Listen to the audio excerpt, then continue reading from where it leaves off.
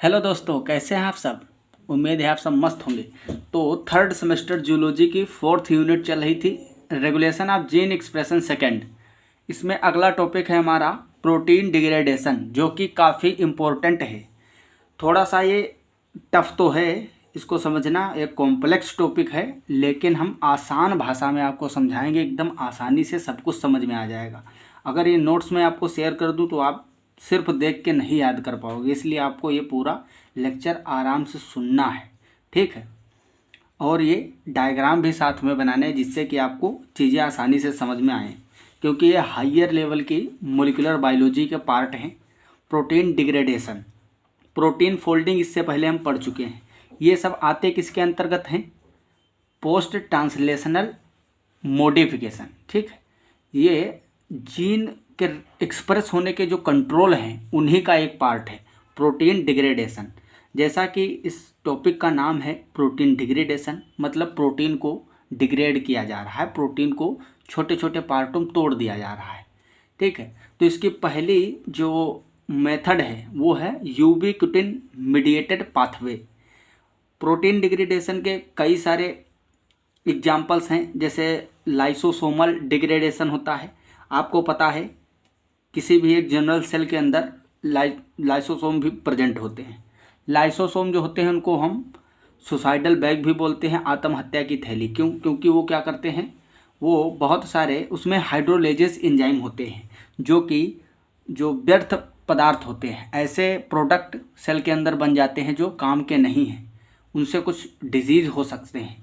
उसको प्रिवेंट करने के लिए वो उसको तोड़ देते हैं, उसको डाइजेस्ट कर देते हैं। तो लाइसोसोमल भी होता है। इसके अलावा प्रोटियोसोम्स बनते हैं, जो कि हम इसी में पढ़ेंगे। तो हैं तो बहुत सारे ऐसे एग्जाम्पल जिसके थ्रू हम आपको समझा सकते हैं प्रोटीन डिग्रेडेशन, लेकिन जो हमारे सिलेबस में पढ़ना है protein degradation in control of gene expression, मतलब जीन के एक्सप्रेशन में जो इन्वॉल्व होते हैं प्रोटीन डिग्रेडेशन, उसके बारे में पढ़ना है। तो हम दो पाथवे पढ़ेंगे। पहला पाथवे है हमारा यूबीक्विटिन मीडिएटेड पाथवे। यूबीक्विटिन एक प्रोटीन है। क्या है? प्रोटीन है। ये पहले आपको ध्यान में रखना है, वरना आगे का प्रोसेस समझ में नहीं आएगा, क्योंकि प्रोटीन है। अभी आगे देखोगे यूबीक्विटिन के कुछ स्पेसिफिक अमीनो एसिड इसमें पार्टिसिपेट करेंगे, तब आपको समझ में नहीं आएगा कि यूबीक्विटिन में अमीनो एसिड कहाँ से आ गया। तो यूबीक्विटिन एक प्रोटीन है जो कि सामान्य कोशिका, किसी भी कोशिका में प्रेजेंट होता है। यूकैरियोटिक सेल्स जितनी भी हैं, चाहे जो भी ऑर्गेनिज्म हो, यूकैरियोटिक, गाय हो, भैंस हो या हम लोग हों, कोई भी हो, जितने भी मैमल्स हैं या यूकैरियोट्स हैं, सॉरी मैमल्स नहीं, जितने भी यूकैरियोट्स हैं, सबके सेल्स में यूबीक्विटिन प्रोटीन प्रेजेंट ही होता है। अब ये बहुत ही इम्पोर्टेंट काम भी करता है। तो हम जितनी बातें बोलते हैं वो सभी आपको नोट करना है।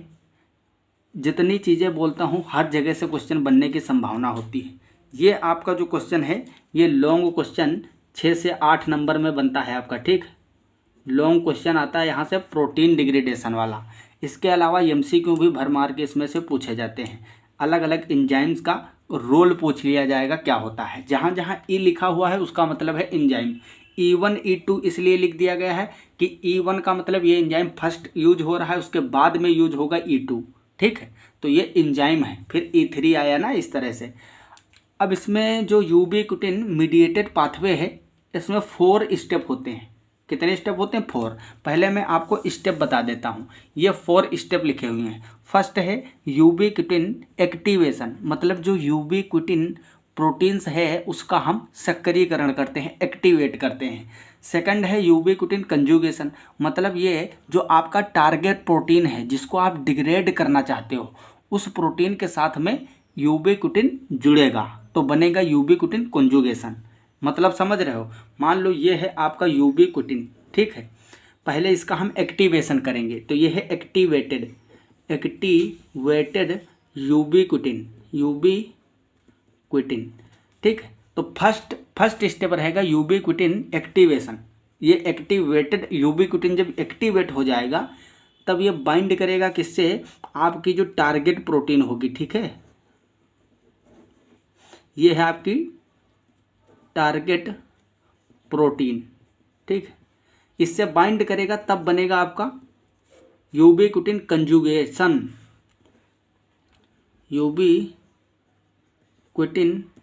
कंजुगेटेड प्रोटीन बन जाएगी, ठीक, कंजुगेशन के थ्रू, ठीक। इसके बाद में जो थर्ड होगा स्टेप जिसके लिए हम ये प्रोसेस कर रहे हैं, डिग्रेडेशन ऑफ टारगेट प्रोटीन, मतलब जो टारगेट प्रोटीन है आपकी वो डिग्रेड हो जाएगी।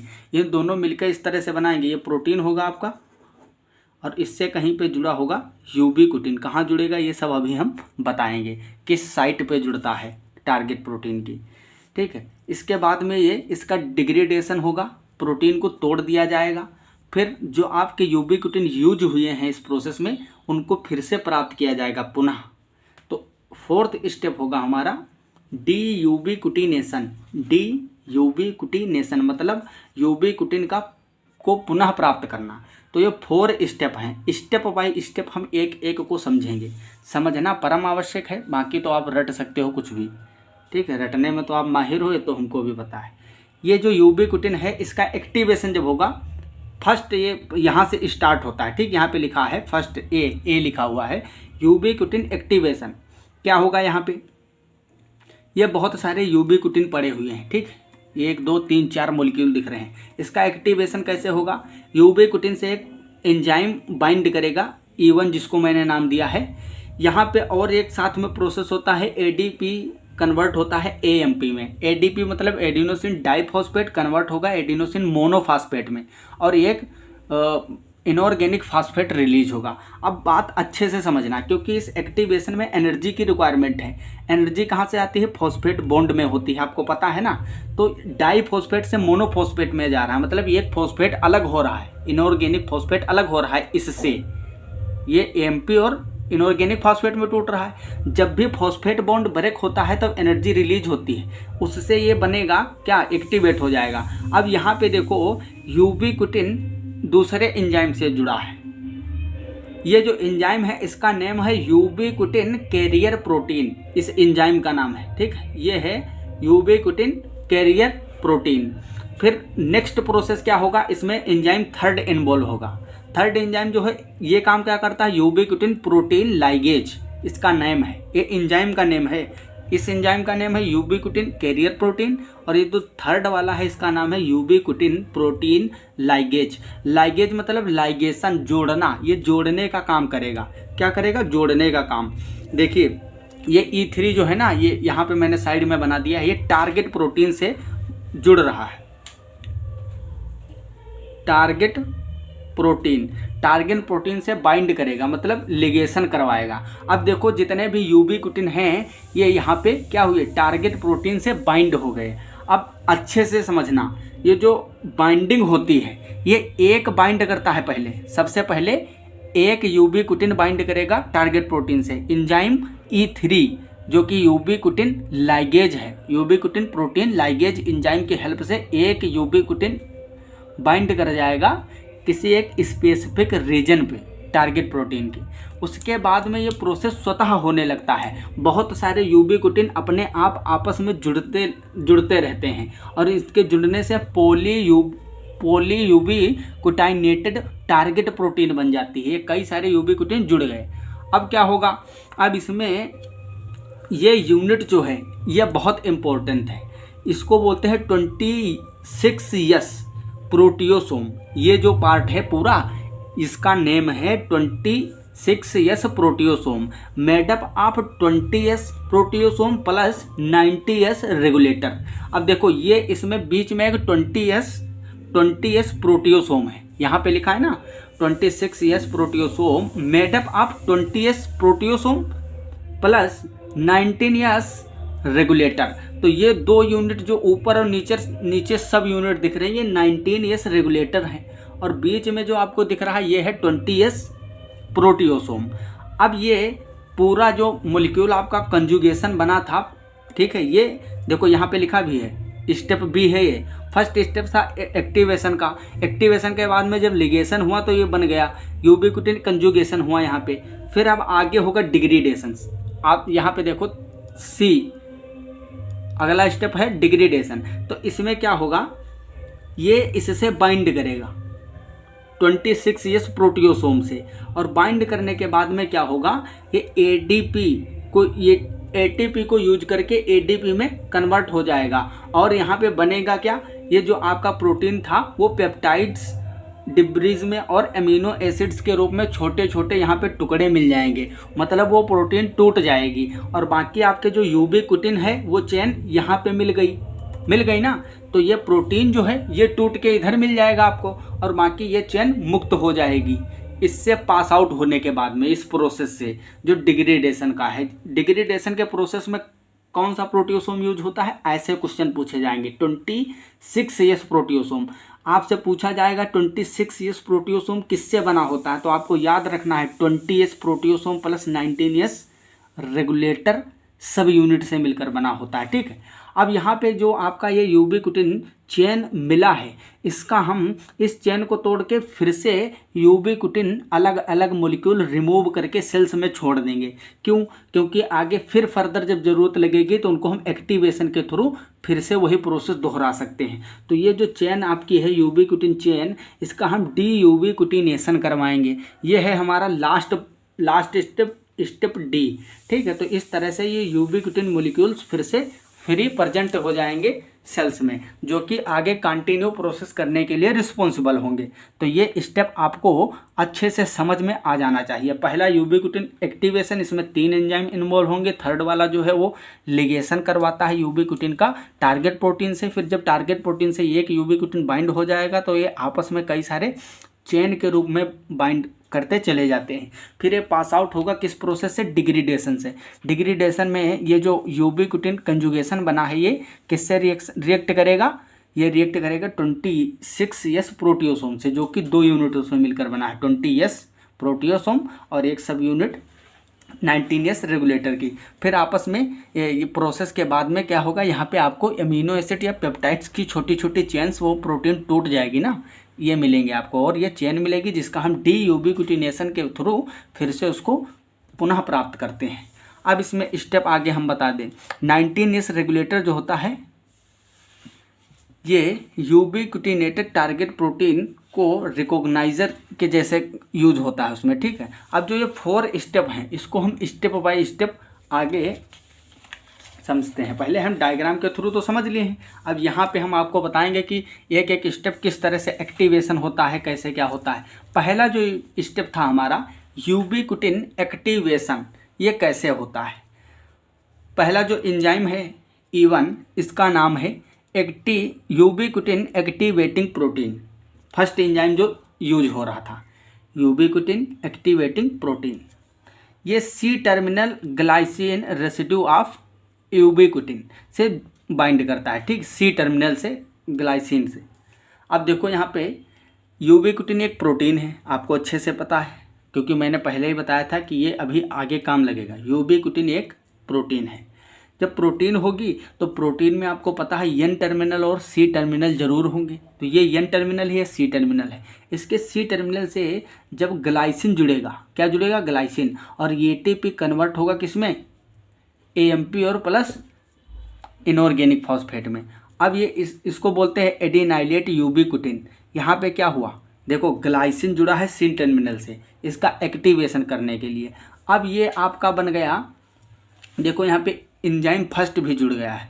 एंजाइम फर्स्ट जुड़ेगा, एंजाइम फर्स्ट पे देखो सिस्टीन लगा हुआ है। सिस्टीन क्यों लगा है, क्योंकि एंजाइम भी सभी प्रोटीन होते हैं, ये भी प्रोटीन से बना होगा। अब ये एक्टिवेटेड प्रोटीन जब बनेगा तो इसमें एंजाइम सेकंड वाला जो था कैरियर वाला यूबीक्विटिन कैरियर प्रोटीन वो जुड़ जाएगा।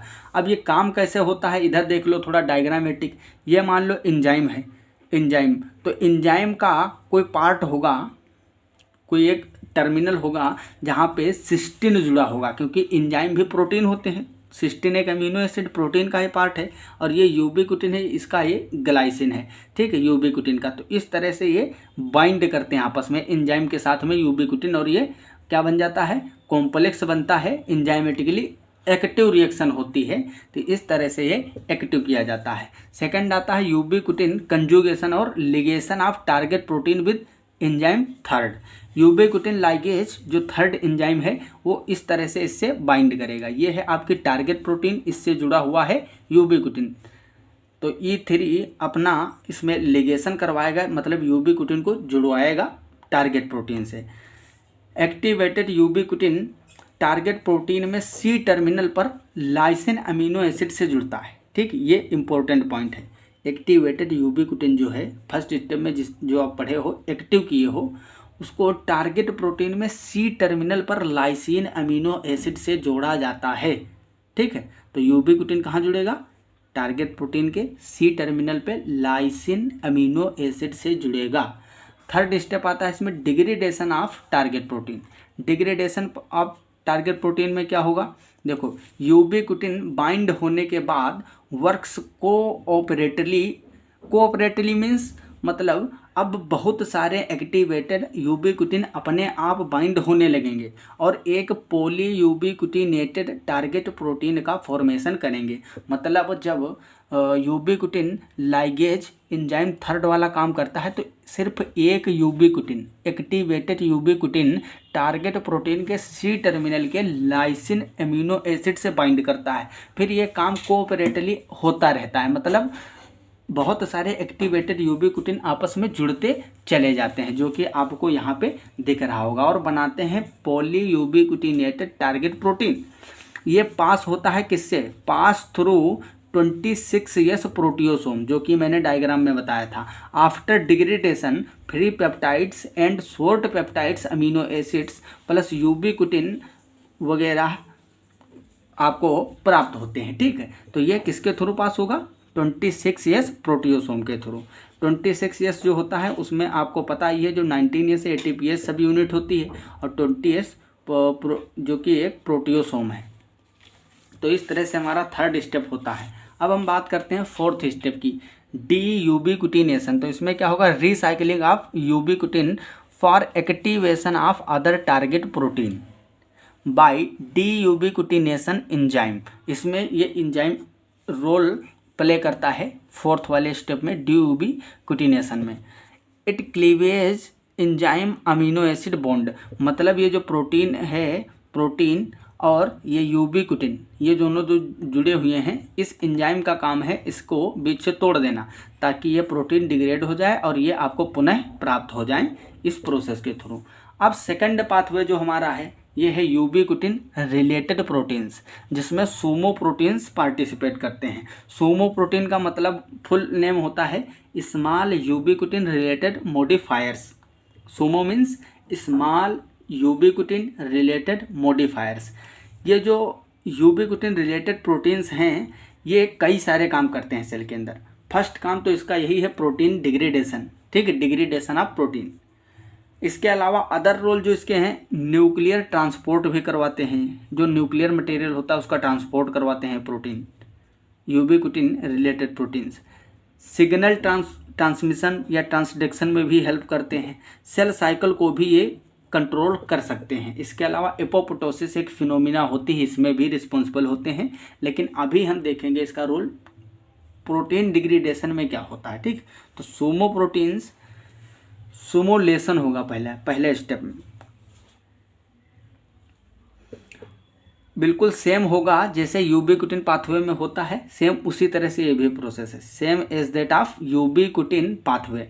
Before conjugation with target protein, SUMO is proteolytically processed C terminal hydrolases. अब हाइड्रोलेज एक एंजाइम है, यहाँ पे लिखा हाइड्रोलेज एंजाइम सूमो प्रोटीन के अनवांटेड अमीनो एसिड्स को निकाल के सूमो प्रोटीन को का एक्टिवेशन करता है। मतलब सबसे पहले क्या होगा, ये जो हाइड्रोलेज एंजाइम है, ये हाइड्रोलेज एंजाइम सूमो प्रोटीन से बाइंड करेगा और सूमो प्रोटीन में जितने भी अनवांटेड अमीनो एसिड्स हैं उसको काट के निकाल देगा। हाइड्रोलेज एंजाइम का मतलब ही होता है, ठीक है, सफाई कर देगा, तो वो जो प्रोटीन बचेगा सूमो प्रोटीन जितना भी, वो एक्टिव हो जाएगा। ये हाइड्रोलेज एंजाइम जो इसमें इन्वॉल्व होते हैं उनके कुछ नाम हैं, अगर आप याद रख सकते हैं तो रख लीजिए। UIP first and UIP second, इसके अलावा SUSP फर्स्ट एंड SENP, ये हाइड्रोलेज एंजाइम के नाम है जो कि इसमें इन्वॉल्व होते हैं सूमो प्रोटीन को एक्टिव करने के लिए। उसमें से कुछ अनवांटेड अमीनो एसिड्स को बाहर निकालने में हेल्प करते हैं। फर्स्ट जो एंजाइम फर्स्ट है सूमो एक्टिवेटिंग एंजाइम, ठीक है, एक्टिवेट्स सूमो प्रोटीन्स। ये एक्टिवेट करेंगे। फिर सेकंड एंजाइम है सुमो कंजुगेटिंग एंजाइम्स। थर्ड है E3 ligase attachment of SUMO to its target protein. मतलब सेम वही प्रोसेस यहाँ पे हो रहा है, बस बदला क्या है, वहाँ पे यूबिक्विटिन प्रोटीन्स थी, यहाँ पे सुमो प्रोटीन्स हैं। तो यहाँ पे E3 जो है लाइगेशन का काम करेगा, जोड़ेगा किसको, attachment of SUMO protein to its target protein, मतलब सुमो प्रोटीन को टारगेट प्रोटीन से जोड़ेगा। ईसोपेप्टाइडेज एक एंजाइम काम करेगा जो कि क्लीवेज कराएगा टारगेट प्रोटीन का, मतलब टारगेट प्रोटीन को तोड़ने का काम करेगा। तो सेम वैसे ही इसमें भी प्रोसेस है। तो आई होप आपको ये सारी चीज़ें समझ में आ गई होंगी। अगर वीडियो अच्छा लगा तो एक लाइक ज़रूर कर देना, आप लाइक कर दीजिए, वीडियो को शेयर करिए अपने फ्रेंड्स के साथ। अगर आप चैनल पर नए हैं तो सब्सक्राइब करना ना भूलिएगा, ताकि आपको BSc से रिलेटेड सभी जानकारियाँ मिलती रहें और लेक्चर आपको प्रोवाइड होते रहें। तो मिलते हैं अगली क्लास में, तब तक के लिए okay bye, all the very best, thanks for watching. जय हिंद, जय भारत।